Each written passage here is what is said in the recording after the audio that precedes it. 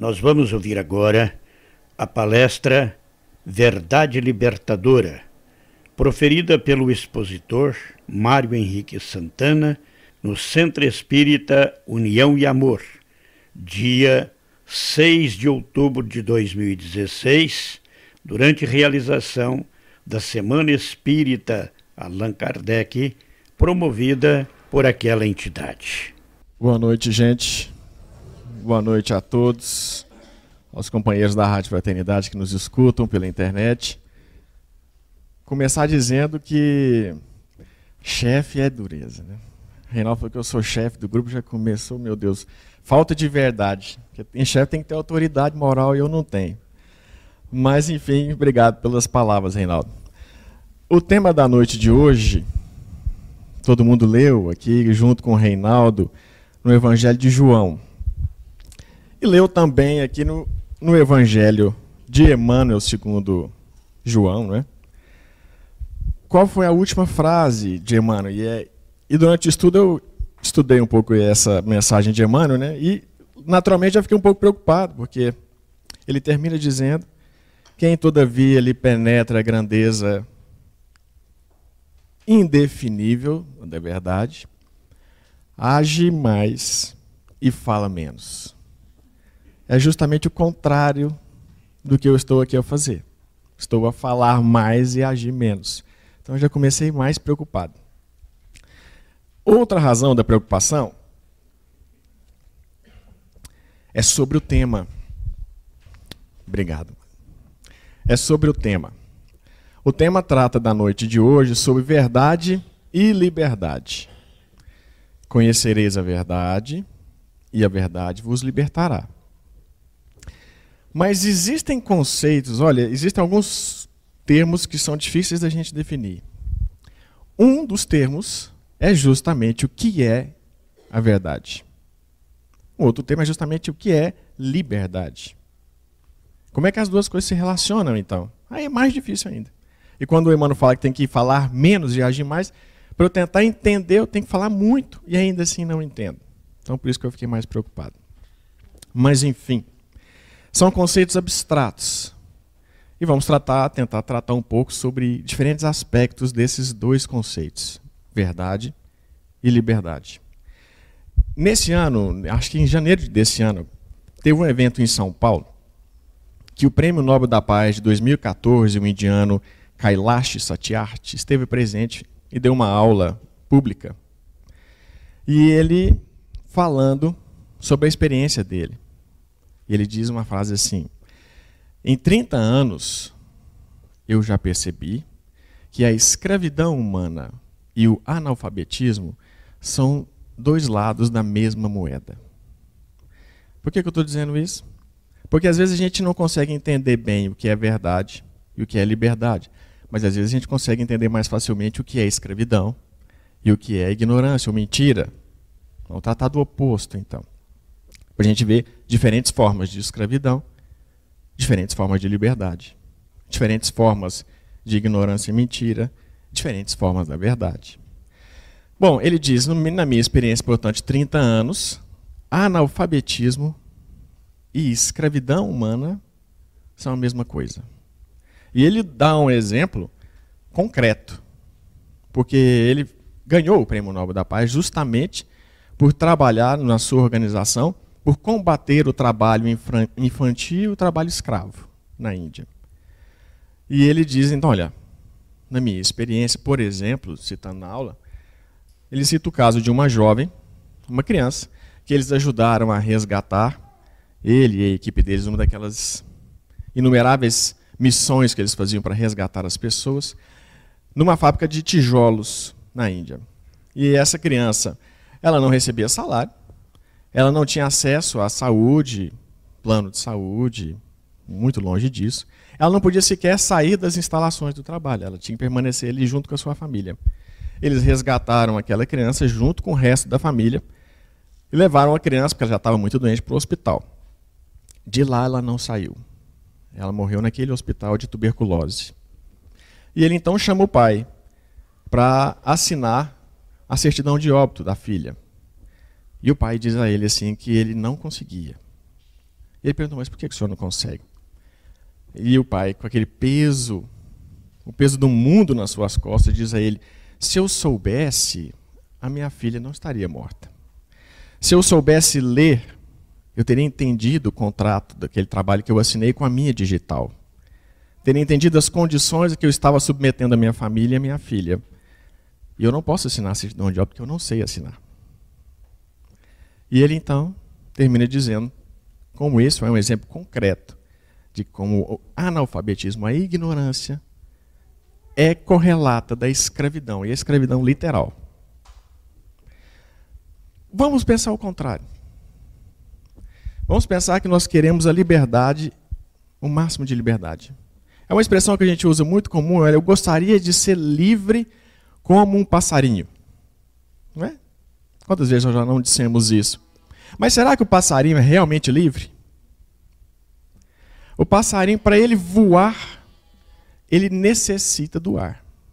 Ele necessita do atrito do ar, porque se não tiver o atrito do ar, ele não consegue voar.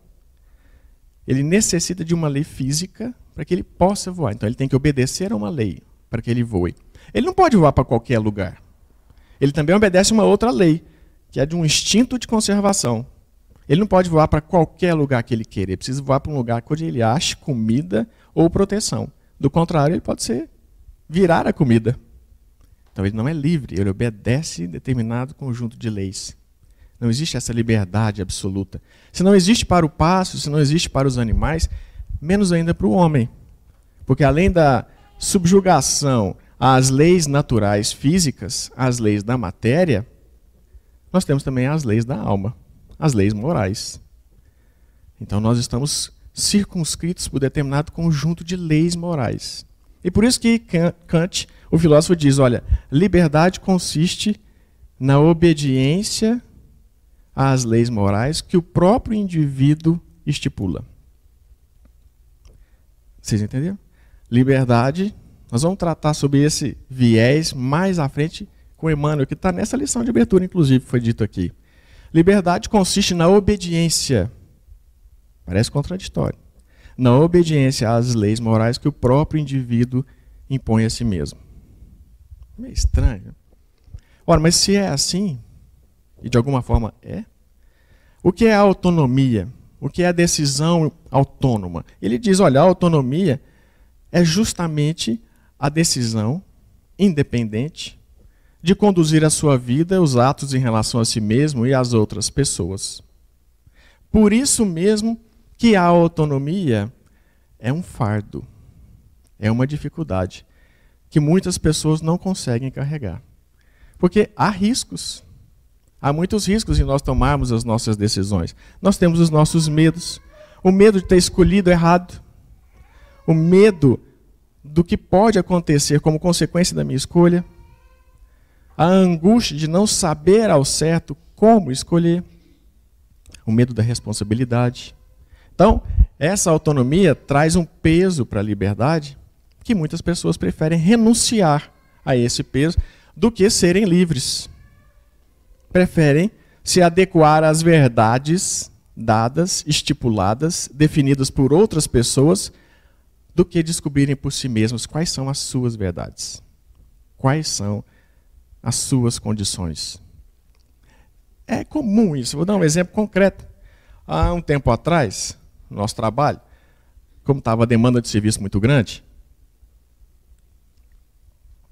nós pedimos para todos que são diferentes áreas de formação e têm diferentes áreas de análise de exames que fazem. A gente pediu para todos, olha, como o serviço está aumentando muito, nós não vamos ter condição de ter mais funcionários num futuro tão próximo, vamos fazer o seguinte, cada um faz da sua área, os exames que estão pertinentes à sua área, e escolhe uma outra. Escolhe uma outra que você tenha alguma experiência, que você tenha mais intimidade, que você tenha mais prazer em trabalhar nela, mas você trabalhará não só na sua, mas também em uma outra. E as pessoas então foram passando na sala do chefe e dizendo, olha, eu vou trabalhar na minha área, eu quero trabalhar nessa aqui também, nessa aqui também, nessa aqui também. Aí chegou um colega nosso e falou, olha, eu não quero decidir. Eu não consigo escolher. escolhe para mim.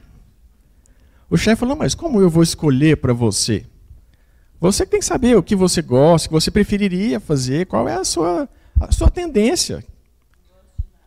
Não, mas eu não sei escolher. Via no rosto dele a aflição em ter que fazer uma escolha. Não, eu não escolhe para mim, o que você escolher tá bom. O que você escolher tá bom. Parece algo distante da gente, mas nós fazemos isso várias vezes na nossa vida, em diferentes aspectos. Não, eu não quero escolher, eu não consigo hoje escolher. Escolhe você. Vamos almoçar onde hoje? Não, eu vou escolher. Depois vai que não gosta, vai que a comida estava ruim, vai que dá dor de barriga, e eu ainda vou escutar. Então eu vou abrir mão da minha liberdade de escolha, quero que você escolha, e eu vou reclamar da sua escolha. Nós fazemos isso várias vezes, às vezes inconscientemente. Abrimos mão, porque a liberdade que a gente almeja tanto é um fardo. E é por isso que, do ponto de vista moral, o cristianismo, para muitas pessoas, é um fardo. A doutrina espírita, por trazer luz sobre o Evangelho de Jesus, lança ainda mais luz, e quando dizemos luz, estamos dizendo retirando o véu de cima dos ensinamentos, mostrando para todos nós que nós somos responsáveis pelas nossas escolhas. Que quem pode me fazer feliz sou eu. Quem pode me fazer infeliz sou eu. O inferno não é o outro, como diz Sartre. O inferno sou eu. Assim como o céu sou eu. Isso pode parecer, e é, libertador. Essa é a proposta de Jesus. Mas para muitos de nós que estamos ainda afundados no lodo, pode parecer muito difícil. Pode parecer muito difícil dizer que eu sou responsável por mim mesmo. Quando é mais fácil alguém me trazer a salvação. Quando é mais fácil alguém me dizer, olha, depois de hoje, todos os seus erros estão perdoados. Seria muito bom. Seria muito bom, naturalmente. Lógico que seria bom. E nós desejamos isso inconscientemente. Então, quando nos mostra a nossa responsabilidade, quando nos mostra o nosso dever, aí a gente tende a dar uma recuada. A gente tende a dar uma fraquejada. E se alguém pudesse falar para a gente, falasse, olha, faça isso. Que alívio. Eu vou seguir alguém. Se eu errar, foi culpa dele. Não foi minha. Não foi minha. Foi culpa dele. A gente lida muito com a culpa ainda. Quando muitas vezes nós erramos, justamente como o pai daquela jovem tuberculosa que Kailash Satyarthi diz. Ele não errou porque quis, ele não errou por intenção. Na verdade, do ponto de vista estritamente filosófico, ele nem errou. Porque ele não sabia. Ele ignorava. Se ele soubesse, ele teria feito uma escolha diferente. Ele não fez a escolha, porque ele não tinha opção de fazê-la, ele não sabia como fazê-la. E isso acontece conosco em vários momentos. E é nesse sentido que a gente deve encarar essa autonomia que Jesus nos dá, que o Evangelho, à luz da doutrina espírita, nos esclarece que nós temos. Que nós temos. Mas, naturalmente, é difícil. Não é fácil, por vários momentos a gente acha que realmente é complicado. Nesse ano também, agora, em abril de 2016, teve uma notícia que foi coincidência, eu não estava nem procurando isso, mas vem a calhar. Em abril de 2016, o secretário de Tesouro americano disse que estão em vias de mudar a efígie da cédula, se não me engano, de $20, não sei. Tirar a figura, o rosto de um dos presidentes, acho que Andrew Jackson, também não sei, não tenho certeza, e colocaram a figura de uma mulher, uma negra, chamada Harriet Tubman. Isso para os Estados Unidos já é um fenômeno, é algo assim incrível. Eu fui ver quem era essa mulher, ler rapidamente no Wikipédia da vida para ter uma noção de quem era Harriet Tubman. Harriet Tubman nasceu, na verdade, com um nome diferente, Araminta Ross. Ela nasceu no condado de Dorchester, em Maryland. Ela nasceu em 1822, portanto, ainda na época da escravidão nos Estados Unidos. Ela nasceu escrava e permaneceu escrava por muito tempo. Ainda criança, ela já tinha sido espancada, chicoteada várias vezes, até que em determinada época ela consegue fugir, acho que por volta de 1844, por aí. Ela consegue fugir. Ela consegue fugir, mas ela não esquece quem ficou para trás. Então ela, junto com alguns abolicionistas que moravam, alguns senhores que moravam na região, ela fez uma rede e ficou conhecida como Underground Railroad, um trilho subterrâneo, que fazia essas excursões, como o Prêmio Nobel da Paz de 2014, fazia essas excursões durante a noite para resgatar escravos das fazendas dos Estados Unidos. Então ela resgatou toda a sua família, ela resgatou vários amigos, e ela ficou conhecida como Moses, que é Moisés. Ela abriu os espaços. Onde ela entrava, estava lá saindo os libertos, saindo da escravidão para a liberdade. Ela passou naturalmente a ser odiada, cabeça colocada a prêmio. Mas ela nunca temeu. Casou-se, no primeiro marido ela herdou então esse sobrenome de Tubman. E ela continuou assim até que veio a Guerra Civil. Durante a Guerra Civil, ela se alistou no Exército do Norte, da União, para combater o regime sulista, escravagista. E ela trabalhou como cozinheira, trabalhou como enfermeira e chegou a trabalhar como espiã. Foi a primeira mulher a ir na frente de combate na Guerra Civil dos Estados Unidos. E ela lutou e conseguiu retirar da escravidão, segundo as contas dela, mais ou menos 1.000 pessoas. Ela morreu velhinha, num asilo de idosos que ela tinha ajudado a construir. Depois ela foi morar com os pais dela para cuidar dos pais. Ela morreu de pneumonia nesse asilo no norte dos Estados Unidos. E, enfim, essa é a história resumida. Mas por que estamos dizendo isso? Porque ela diz uma frase que é bem isso. Ela diz assim: eu libertei 1.000 homens. Quando diz homens, homens e mulheres. Libertei 1.000 homens. Eu podia ter libertado outros 1.000 se eles soubessem que eram escravos. Eu libertei 1.000 escravos, poderia ter libertado outros 1.000 se eles soubessem que eram escravos. Aí eu lembrei de um filme que virou um clássico. Para mim ele é um clássico, porque eu gosto muito dele. E é um filme recente, mas ele fala um pouco de coisas atemporais, que todos vocês devem conhecer o nome desse filme, chamado Matrix. Não é? Eu até escrevi aqui a frase de Morpheus. Para quem não conhece, que todo mundo conhece, naturalmente. Mas quando Morpheus, que está ali, junto com Neo, o escolhido, o Messias, aquele que viria a descortinar a verdade para todo aquele sistema, ele que estava ainda na dúvida da escolha, ele então procura Morpheus, e Morpheus diz a ele: olha, você pode escolher uma pílula azul e uma pílula vermelha. Se você escolher a pílula azul, você dorme, e tudo isso que nós estamos tendo nessa conversa hoje não passará de um sonho.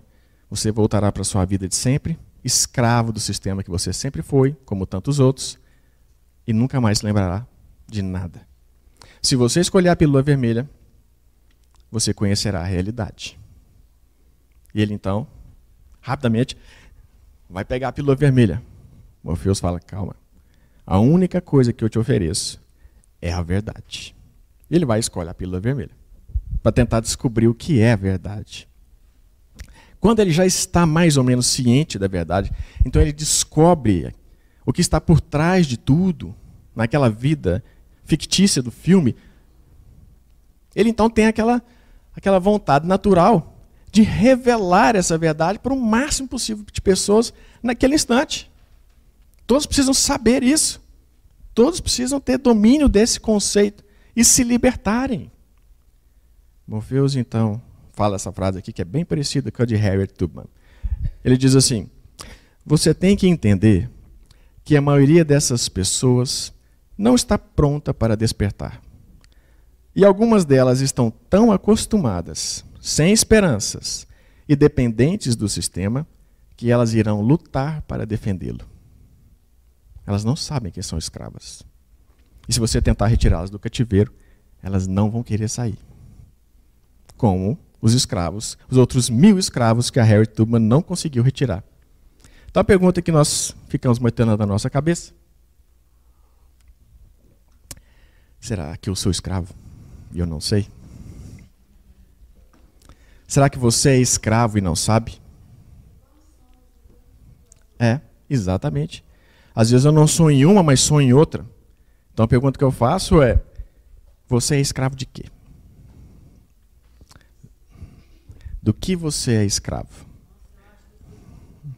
Do que você não consegue se libertar? São perguntas difíceis, mas são importantíssimas. Como eu poderei me libertar? Estamos falando do tema da noite de hoje, é de libertação. Como eu poderei me libertar se eu não sei que eu sou escravo? Ora, se eu sei que eu sou escravo, eu conheço mais de mim mesmo. Eu tenho mais verdade sobre a minha realidade, que é a tradução, que é a definição léxica de verdade, conformidade com a realidade. Então eu tenho mais verdade sobre mim mesmo, eu me liberto. Começamos a entender como é que a verdade pode libertar. Vamos então ao conceito de liberdade, já que é difícil. E aqui a pergunta é para o resto da vida, não é para o resto da noite. É para o resto da vida. Como colocou Simone, hoje eu posso me libertar de algum conceito, algum vício, algum hábito, e amanhã eu estou escravo de outro. É uma pergunta perene que a gente precisa fazer. Vamos para a verdade. O que é a verdade? O contrário da mentira, diz a lei. Pascal, na Revista Espírita de 1865, ele que é um filósofo, cientista, dos mais profundos, ele tem um texto chamado A Verdade. Ele começa dizendo: a verdade é uma abstração inatingível pela nossa imperfeição humana. Pela nossa natureza imperfeita, não conseguimos entender o que é a verdade. Emmanuel vai na mesma linha de raciocínio. Ele diz: não temos pretensão de defini-la, mas sabemos que ela é a bússola da nossa marcha. Faz sentido a gente não terem noção mesmo do que é a verdade, e a verdade com V maiúsculo, essa verdade que Morfeus ofereceu a Nil. Essa verdade que Jesus oferece nessa frase: conhecereis a verdade vos libertará. Não é qualquer verdade. E que verdade é essa? Então, como é um conceito difícil, não alcançaremos hoje e num futuro tão próximo o entendimento disso profundo, eu fui perguntar para aquelas pessoas que têm respostas simples. Perguntei para meu filho. Porque perguntas difíceis crianças fazem, não fazem? Nessa fase de 4, 5 anos, nossa, ele tem umas perguntas que para ele é simples. Por exemplo, ele costuma fazer muita pergunta para mim, para a Lu: papai, qual é o seu talento? Requer uma reflexão, um autoconhecimento muito além do que eu tenho para poder responder. Ele quer uma resposta assim: não, meu filho, eu sei pintar, eu sei desenhar. Mas a pergunta, a gente percebe, traz algo de muito mais profundo que isso. E eu não sei responder. Então, hoje eu resolvi dar o troco. Já então, que é assim, meu filho, então hoje eu vou te perguntar. Aí hoje eu fiz a pergunta para ele. Eu estava dando banho nele. Aí eu perguntei: Dudu, presta atenção. Presta atenção no papai. Eu vou te fazer uma pergunta. Vou te fazer uma pergunta. Você pensa e me responde. E aí eu estou lá encebando a cabeça dele. Estavam os frascos de shampoo, assim, tudo no chão, porque ele gosta de brincar com os frascos, cai tudo no chão, aquela bagunça. E enquanto ele estava enxaguando o cabelo, eu perguntei para ele: Dudu, o que é a verdade? E ele então, a água escorrendo no cabelo, né? Eu pegando o shampoo para guardar, na bagunça que ele tinha feito, eu estava guardando, ele olhou para mim e falou assim: papai, a verdade é a gente deve guardar o shampoo. A gente deve guardar o shampoo. Eu estava guardando o shampoo. Mas olha, não ficou distante do que Kant falou, não. O que Kant falou? A liberdade consiste na obediência às leis morais que nós nos impomos. Ele disse: a verdade é um dever de guardar o shampoo. Aí eu guardei o shampoo. Tirei da frente dele o concreto. Está tudo pronto. Vou repetir a pergunta. Você pensa. Pensa. E me responde. O momento filosófico do banho. Dudu, já guardei o shampoo. Agora me diga, o que é a verdade? Aí ele pensou, ele demorou um pouco mais. Ele pensou, falou, a verdade deve ser a gente falar para as pessoas o que é a verdade.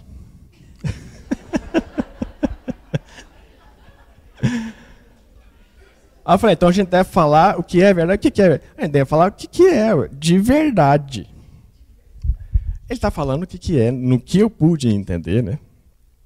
A definição mesmo de verdade do que é real. Mostrar para as pessoas o que é real. Isso é o que ele entende como verdade. O que é de verdade, o que é real.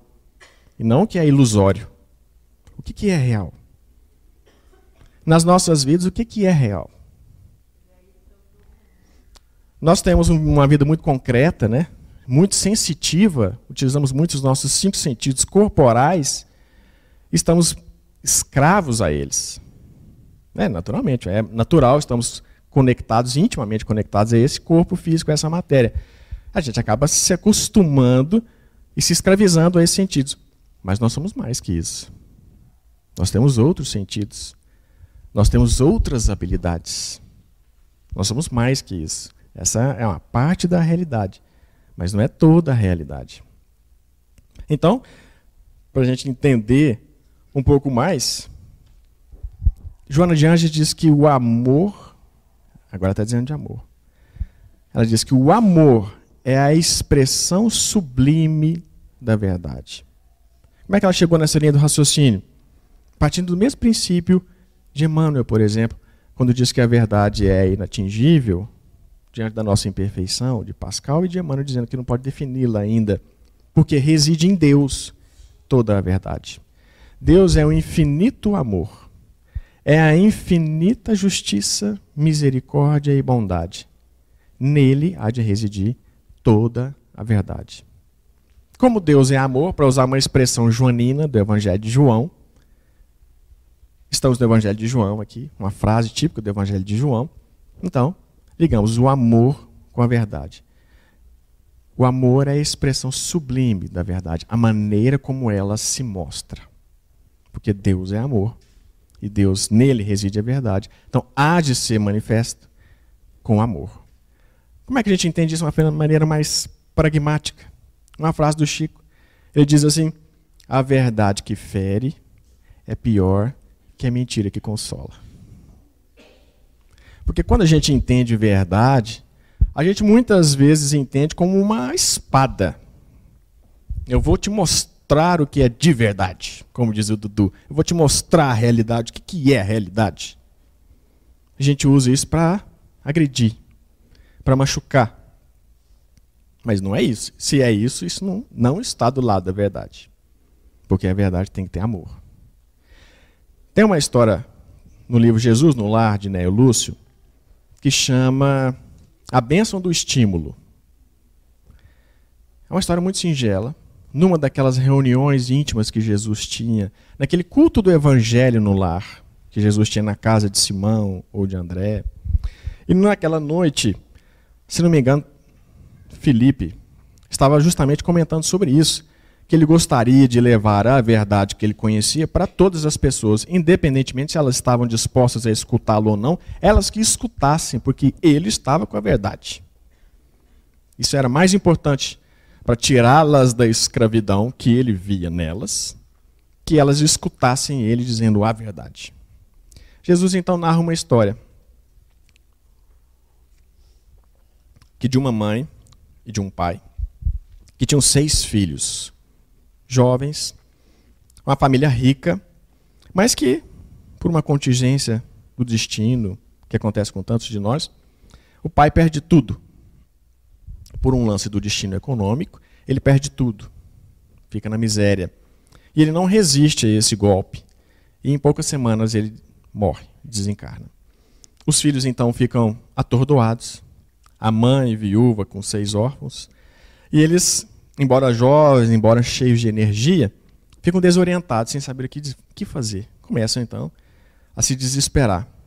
A mãe, então, vendo aquele cenário, ela vai no seu quarto, tira do armário um baúzinho de madeira, todo trabalhado, traz esse armário para a sala onde estavam os filhos e diz para eles assim: meus filhos, seu pai não nos deixou na completa amargura e miséria. Aqui nesse baú, ele deixou um patrimônio que há de nos garantir o futuro em caso de necessidade. Mas façamos um trato. Como nós temos saúde com a graça de Deus, vamos honrar o trabalho na terra, vamos reconquistar aquilo que nós perdemos. E se chegarmos na situação em algum dia em que a necessidade for tão clemente, nós vamos abrir esse tesouro. Se não, vamos deixá-los como um colchão de riqueza, como um patrimônio de reserva, para ser utilizados só em última instância. Os filhos, então, como que recobraram o ânimo, o estímulo.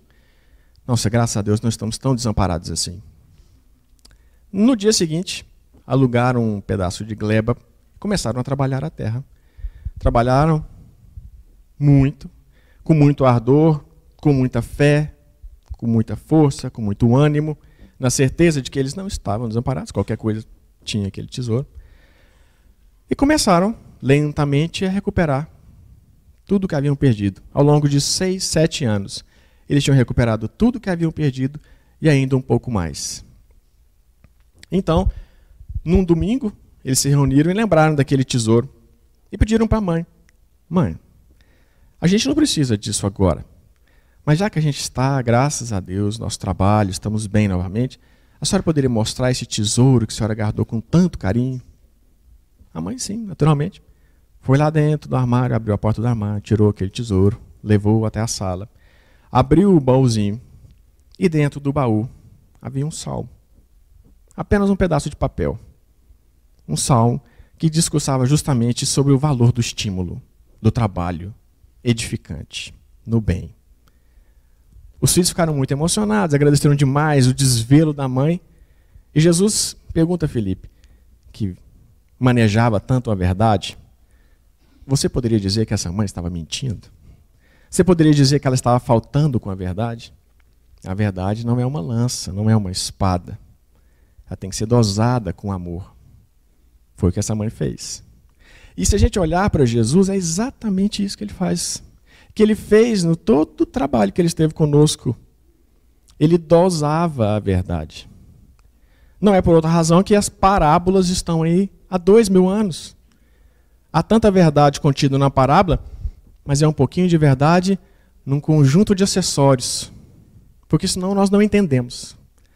Senão fica muito difícil para nós compreendermos. Então ele fala por meio de parábolas. E ele fala da própria verdade quando ele diz, por exemplo, que ela é um fermento.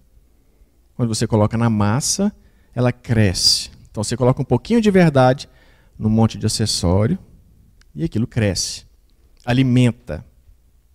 Assim, mais ou menos, é verdade. Quando ele precisava falar de coisas claras, para não haver dúvidas, o que é necessário para sermos felizes, ele foi claro. Toda a lei, todos os profetas estão contidos em 2 mandamentos.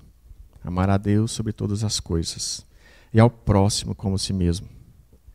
Nesse momento, quem o escutava era um sacerdote, um doutor da lei, que não tinha entendido o que era o próximo. Jesus tinha acabado de falar uma verdade. Como era algo importante, ele falou de forma mais clara possível. Mas alguém ainda não entendeu.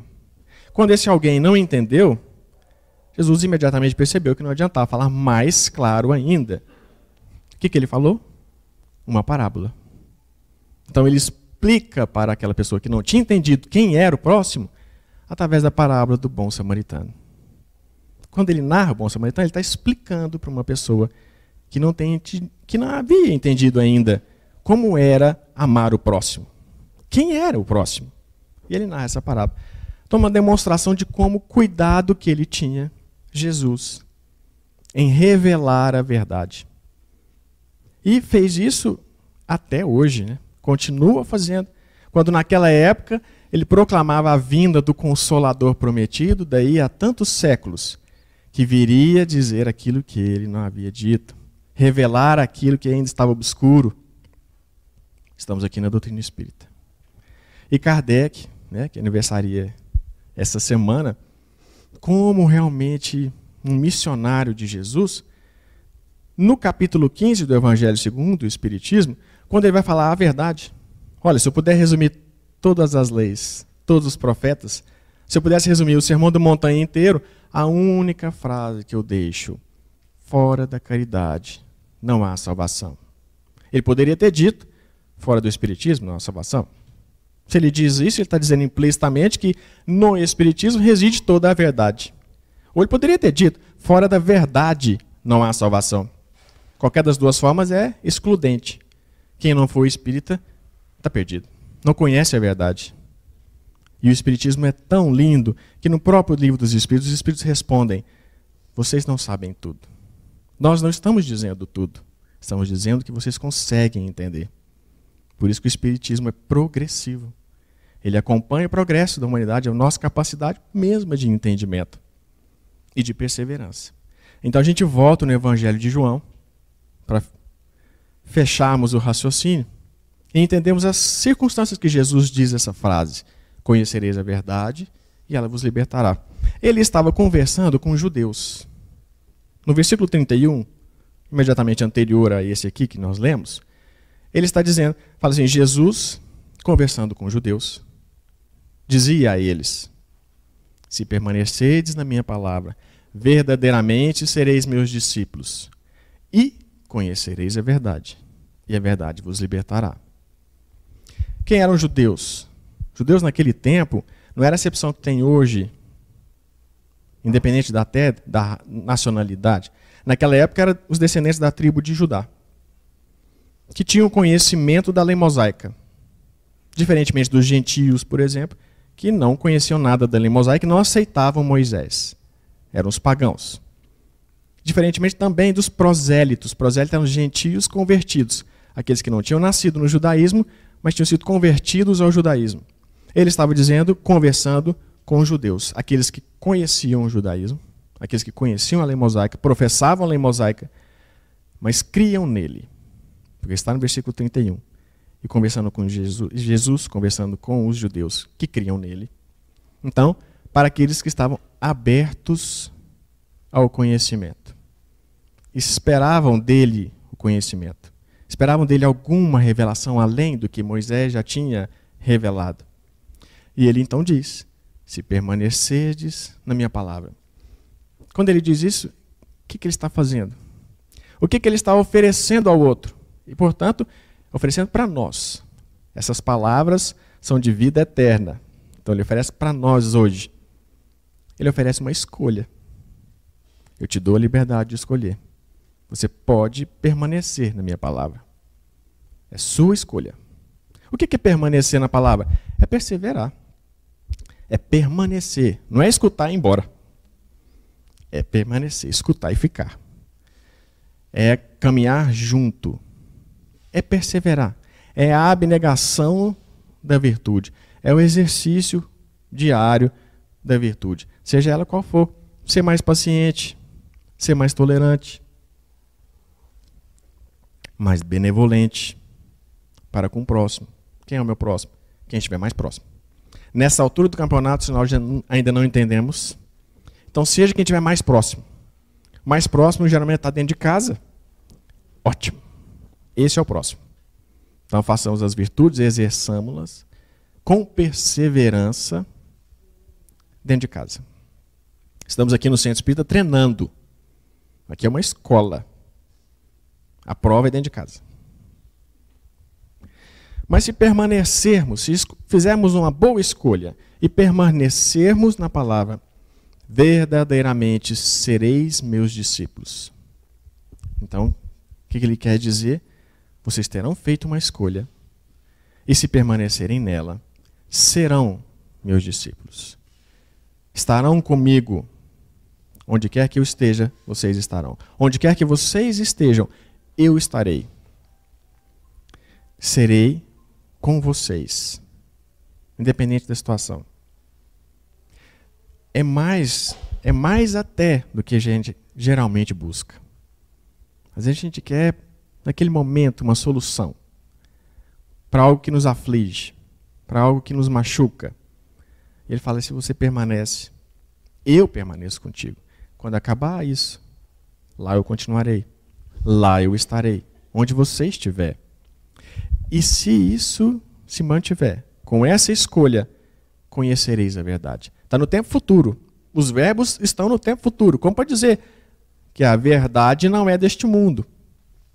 Que a gente precisa permanecer mesmo, junto, treinando, exercitando, batalhando esse esforço da virtude. É um caminho a percorrer.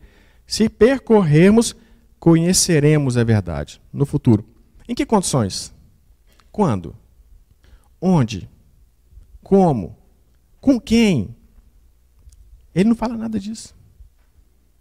O que significa que eu posso encontrar em determinadas circunstâncias, tempo, espaço, lugar, que o Reinaldo encontra muito diferente. Então, o momento que eu encontro essa verdade pode ser muito diferente do momento que ele encontra. E isso nos dá compaixão. Meimei diz que não é possível compreender a compaixão sem compreender a verdade. A verdade que nós todos necessitamos de compaixão. Cada um de nós tem o nosso tempo. Nós estamos aqui exercitando esse conhecimento. Pode ser que as pessoas que dividem o mesmo lar conosco não o façam. Estão no tempo deles. Nós estamos no nosso. Mas a escolha é individual. A escolha é individual. Feito essa escolha e permanecido nessa escolha, conheceremos a verdade. E nos libertaremos. Do quê? Do que nós nos libertaremos? Dos nossos erros, das nossas mazelas, das nossas ilusões, daquilo que nos escraviza por escolha própria.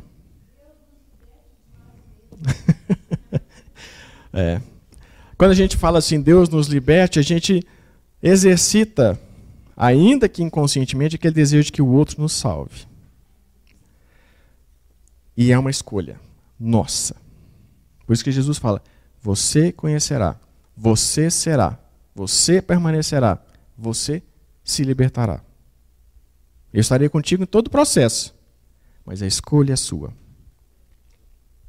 Para finalizar, o Divaldo conta um caso que aconteceu na família dele, que pinça um pouco esses conceitos que nós tratamos aqui. Um pouco sobre liberdade, sobre dever, sobre verdade pessoal, né? Aquilo que não é verdade é um ponto de vista, que a gente chama muito de verdade, o que é um ponto de vista. E a gente se agarra a esse ponto de vista, a gente cava uma trincheira, não sai dali por nada e guerreia todo mundo que não faz parte daquele ponto de vista. Isso é ponto de vista, não é verdade. Então, eu vou narrar do que eu me lembro, do que ele próprio narrou, Divaldo, mas meditemos nesses conceitos que estão distribuídos nessa história que de fato aconteceu. Quando ele tinha 14 anos, Divaldo, ele estava junto com os amigos na escola rural que ele frequentava, quando o jovem se aproxima dele e pergunta assim, Divaldo, ei, você é o Divaldo? Filho do seu Francisco Franco? Sim, sou eu. Prazer, eu sou seu irmão. Divaldo, meu irmão? Olhou para ele assim, viu os olhos meio puxadinhos e orientais como os dele, moreno, bem apessoado. Divaldo pensou assim, mas eu ainda estou com inveja, porque ele ainda é mais bonitinho que eu. Mas ele ficou pensando, mas como? Que situação mais inusitada. Ele disse, mas como assim, meu irmão? Sim, eu sou seu irmão. Seu pai não é o Francisco Franco?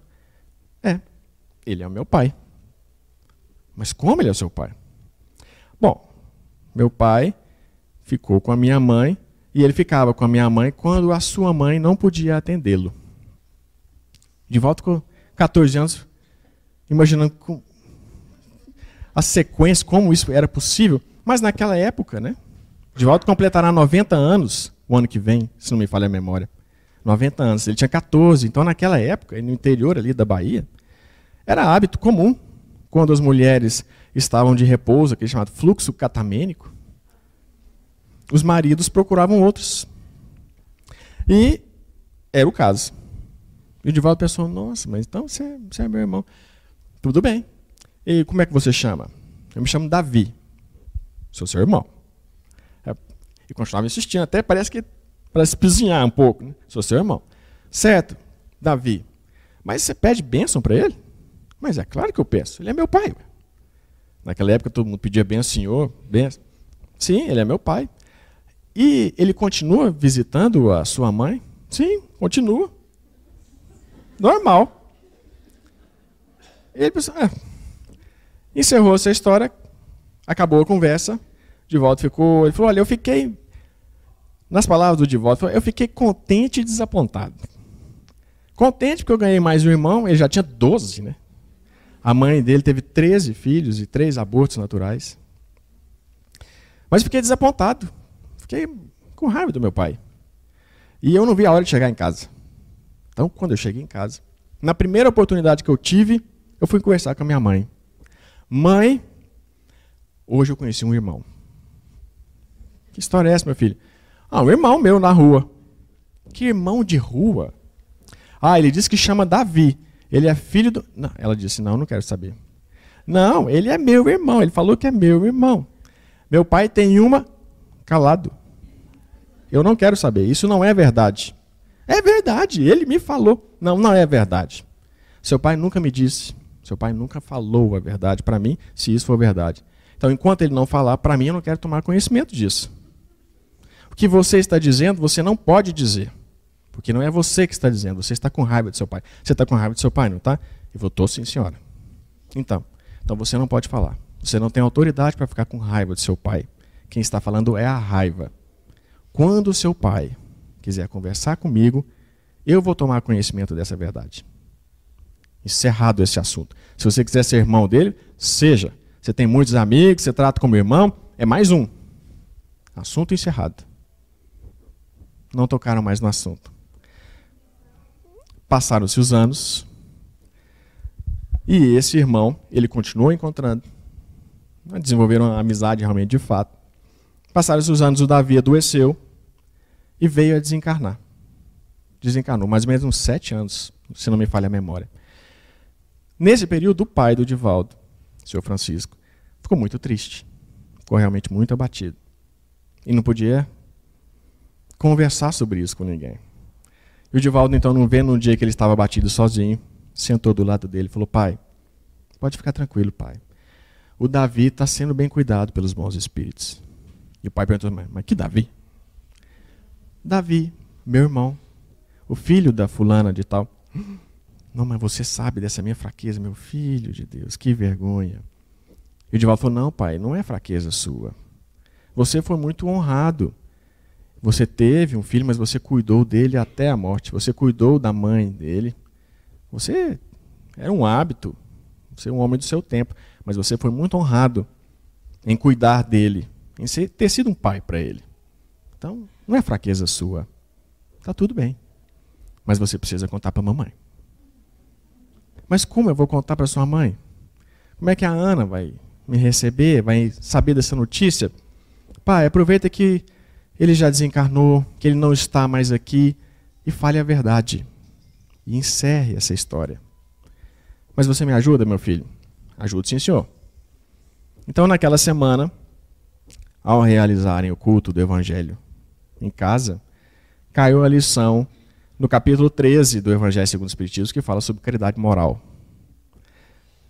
Divaldo leu a lição da irmã Rosália, a mensagem da irmã Rosália, falando sobre caridade moral, e discursou sobre o tema, falando da importância do perdão, a importância da compreensão e da compaixão, do momento do outro, da fraqueza alheia. Divaldo diz, preparando o terreno para o papai falar. E então, depois que ele terminou, o pai, o senhor Francisco, falou, já chorando, não, realmente, eu preciso desabafar. Eu preciso falar alguma coisa para você, Ana. Eu venho te pedir perdão. Perdão por quê? Porque eu tive uma outra mulher, eu tive mais um filho, o Davi, que já não existe mais, já desencarnou. E eu venho te pedir perdão. E aí Edivaldo diz que teve uma surpresa, porque a mãe, a dona Ana, falou para ele assim: mas eu não preciso te perdoar. Mas como você não precisa me perdoar? Não, eu não preciso te perdoar. Eu entendo tudo o que aconteceu. Você honrou essa casa. Você nunca me falou dessa mulher. Você nunca me falou que tinha outro filho. Você nunca me trouxe um problema por conta disso. E eu sei que é um hábito desse tempo. E você é um homem do tempo. Mas eu sou até devedora dessa irmã. Porque ela pôde lhe ajudar nos momentos que eu não podia. Essa irmã, a dona fulana de tal, desencarnou aí pouco tempo depois. E aí passaram-se alguns anos, a mãe do Divaldo também desencarna. E o Divaldo então relata que tanto tempo depois ele recebe a visita da mãe, em espírito, né? E ela vem trazendo, junto com ela, o marido, o seu Francisco, e uma mulher que ele não conhecia. E ela diz para ele: Divaldo, está aqui seu pai, e está aqui a dona fulana de tal, você não conhecia.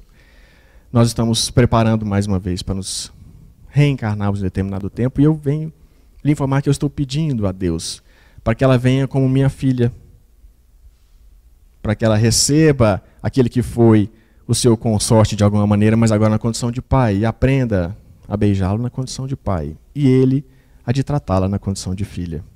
Porque eu sou devedor a ela, por ajudar nos momentos, ajudar no equilíbrio do seu pai, nos momentos que eu não podia fazê-lo. O amor dessa mulher, compreendendo a verdade. A gente então retorna na frase de Joana de Ângeles que o amor é a expressão sublime da verdade.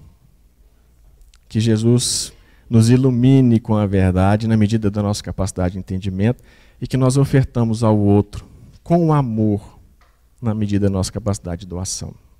Que Jesus nos abençoe, hoje e sempre. Nós acabamos de ouvir o expositor Mário Henrique Santana abordando o tema Verdade Libertadora.